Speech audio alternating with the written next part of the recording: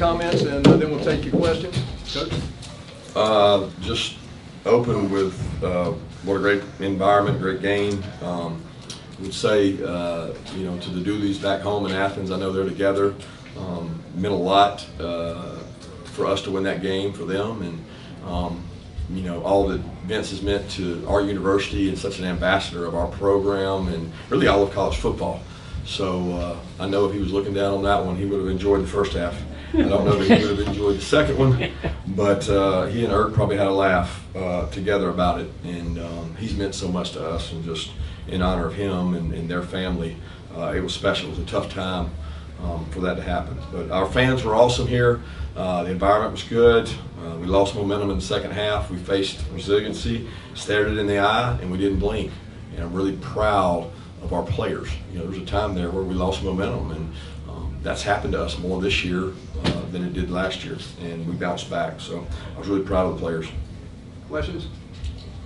Yeah, Coach, talk about just, you already did the response offensively after a couple of turnovers, 28-20, they get back into it. For your offense still respond to score right there, what's that mean? Yeah, that was probably the drive of the year so far, right? I mean, they answered the bell, because 28-20, and you know, we've lost momentum. We've had, I guess, 3 kickoff returns, it felt like, in a row. We weren't getting field position, and Kenny had the fumble, and you know, I thought Kenny McIntosh showed a little something tonight. Now, when he came out after that fumble, and he had that eye of the tiger look, and he wanted the ball, and he was running the ball hard and physical and getting yards after contact. And it's a lot of credit to the offensive line, but that's a lot of credit to Kenny as well. And that drive that you're referencing was big for us. What'd you say to him, Kirby, after he came off the field? You went up to Kenny. What would you No, I don't think I talked to him after the fumble. No, after the touchdown. Well, I told him that he's a bad MFer. I mean, he's tough. He's physical. He gets after it, and he responded.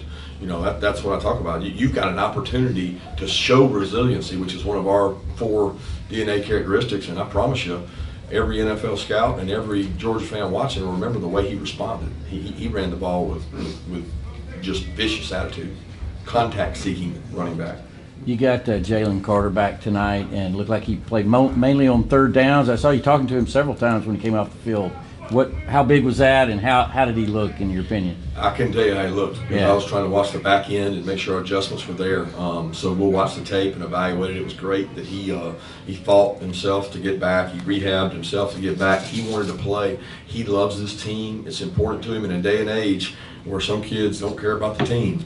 He cares about the team, and he wanted to play. And he took on the role we asked him to take on, and hopefully he continues to get healthy. Look, we need him. We're missing, you know, some guys in depth in the front. As we play more snaps, we struggle, and it showed, you know, in the second half there.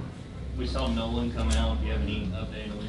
I'm not even sure what it is. I want to say it was a separated shoulder. I don't know how severe it is, so we'll find out. I know that Chaz came in and did a really good job. Beefy did a good job, Robert Beal, and filled in for him. Marvin had the flu, so we couldn't get Marvin in there. We had several guys that were sick coming into the game. So, Kirby, I know ideally you want every play to be executed properly, but is there something to be said for this sort of win in terms of your confidence going into a game like you've got next week? Any win exudes confidence.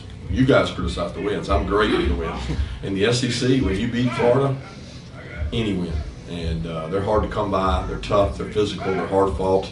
I'm proud of the way our guys played. Where were you found out that Dooley passed away, and maybe what's a favorite memory that you have of his story? You know, we just landed in Jacksonville, so we took off and wasn't aware of anything. Then the phones, you know, started dinging and the text messages started coming through. And Derek, his son, who I worked on staff with, sent me a text, and Claude sent me a text. So we knew that it was kind of imminent, and I had gotten to visit with him a little bit last week and sat down. He was in the training room, and we got to talk for a while. And of course, I didn't know that would be the last time, but that's probably my fondest memory, because even then he was telling stories about Georgia football, and he's been around my family. They've been in the box during these SEC championships and national championships, and my kids have got to be around him. And you know, it's funny because my kids had no idea, like, who's the old coach, who's this old guy, you know? And now they know the history and what all he stood for and what his family did for this university, and I got a lot of respect for him. Kirby, did you have any meaningful conversations with him when you were a player here? Probably more interaction. As you know, he was the AD, and he would come in and speak to us once a year. You know, I was close to Mike, and Mike's married into his family there with the Meshads, so I've always been around him. And I remember him talking at an LSU football clinic when I was a coach there, and he was the keynote guest speaker. Nick had him come in, and just an incredible job, and just someone so wise and classy, and he's really a person of the arts, you know, and you don't find that in our profession. And it's really cool and unique, just who he is and how he's treated everybody. What's cool to me is I see all the social media. There's not one person that I look at on social media, from Twitter to Facebook, that doesn't have a picture with him. And they all post the picture with him, and it's their memory of him. I mean, he touched every life in the state, and just did so much for our program. Kirby, Can you you're having a elaborate run on this here. journey? You're having a run here in this series, like Vince had, like Steve Spurrier had. You won 5 out of 6. How hard is it to get the kind of momentum to do what Coach Dooley did, to do what Coach Spurrier did in the '90s in this series? It's hard to win any series in the SEC, you know, especially when you're talking about a top program in the country. I mean, you know, I don't look at it as runs. I look at it as each individual year, you know. I mean, I still think we should have won the year we lost here. That's the game that probably haunts me the most, is that we didn't play worth a crap 2 years ago here, and you wonder why, you know. And you worry about each individual year. You don't worry about runs. And Billy's going to do a great job. He already is, because he's recruiting hard, and those guys didn't stop. They didn't fight. They didn't quit fighting now. They came out in the second half and answered the bell. Can you elaborate on this season? I mean, last year you had all the guys coming back. It was like you were supposed to win it. This year's team, 15 guys gone to the league, 13 transfers, you're 8-0. Is it a different feeling? Is this journey feel? They're all different. I mean, they really are all different. I mean, this team is so different than last year's, and this team continues to work hard and get better. You know, Stetson's playing good. He had some moments tonight, but he also did some really, really good things in that game that maybe the normal eye doesn't see. And if we take away the couple of the decisions, he played really well, and it allows us to score, because we're probably not what we were defensively last year. But we play as a team, we play complementary football, and that's important, you know. But we have to keep getting better. Like, we're not there, and people want to put us there, but we're not there. What was your reaction to that Brock Bowers CD where he like juggled it and still found a way to run it? I immediately thought it was karma for the other one, the one to Darnell. You know, it was just like we didn't get the Darnell one, but we got that one, and it bounced back our way. Is it difficult to gain momentum after you lose it in the third quarter, and especially in a 50-50 environment? It's hard. You start losing it, and you're thinking, what can we do? You know, you're looking, you're searching, and that's where, as coaches, we got to do a great job with our players. You know, we got a young, true freshman that doesn't get over the top in cover 2 and gives up a huge play. I mean, just momentum play. And hey, guess what? He's got to go back out there and play. You know, he's going to have to go play. And you, as a coach, you can't lose him, because I've seen him get that look in their eye. He bounced back, made some good plays for us, and he's going to be a good player. Can you tell what happened on that play, Coach, that long touchdown? Yeah, we just didn't play it right. As a coach, do you enjoy that kind of seeing what the best kind of come out in players like that when they face adversity? I don't enjoy losing the momentum in a game. I enjoy the fact that we never blinked, and the kids were saying the right things on the sideline. You know, there's 2 things when adversity hits: you fracture or you connect. And our team connected, and they reached out to each other, and they helped each other. We know what kind of team Tennessee is going to bring in there next week, regardless of what they do tonight. They like to throw outside, like to throw deep. How much of a concern is that, based on what you've seen, that break down some others? Well, I mean, is it a concern? They run the ball really well, guys. I know you don't believe me, but they run the ball really well, which is why they throw the ball outside, because everybody's got people inside. They have a perfect storm. They've got really fast, elite wideout with a quarterback with a really strong arm. You know, if they had a quarterback that they couldn't throw it, you'd say, well, they're one-dimensional. But they have a kind of a perfect storm going for his offense. And when he has that, it's really, really, really hard to stop. They go at an elite pace, and they do a tremendous job. Kirby, how much do you think y'all were able to affect Anthony Richardson? Y'all maybe didn't get a ton of sacks, but it seems like y'all were harassing him all night and, you know, kept him from ripping off a bunch of huge scrambles. Yeah, I thought we did a good job affecting him. I mean, I thought he's hard to tackle. You can't finish on him, and there's really no way to simulate it. We tried to, you know, do drills all week where we're tackling a big back that's like the quarterback, and when he gets up next to you, he's a big man, and he's a hell of a football player, and I think he's gotten a lot better. I know your thoughts on the recruiting aspect of the game down here, but once the whistle goes off, do you enjoy playing this game in Jacksonville? I enjoy all games. I do. That's why I coach. You know what I mean? Like, it's not about where it is, who it is. It's nothing about that. It's about rivalries. It's about the SEC. It's the pageantry. It's the emotion back and forth. I mean, it's incredible.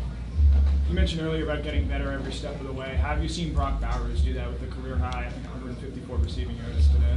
Well, yeah, I think he gets opportunities, right? So he got touches, he got opportunities, he made the most of them. He makes a lot of contested catches. I mean, that catch on 4th down, you know, I don't think that was going to be a first down. I think it was going to be 4th and 2, and we still got to convert. Well, it didn't matter because he went and got the ball, and he makes a lot of plays on the ball. So he is the ultimate competitive excellence guy. Hartley talks about it all the time. Competitive excellence is when it's 50-50 or when you got to go make a play, can you make it? And we've seen him do it over and over again. We hadn't seen a lot of Kenny between the tackles until this game. Obviously, like you said, he had the eye of the tiger. Can you just talk about handing it to the senior there?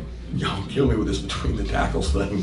Like, there's no like run that says between the tackles. There's an inside zone, there's an outside zone, there's counter, there's all these different plays. They hit different places based on what the defense does. So Kenny ran the ball really, really hard and did a good job. We ran it in between the tackles against Auburn. You know, we ran it in between the tackles against other people. Sometimes we move them, sometimes we don't. Sometimes they slant, sometimes they don't.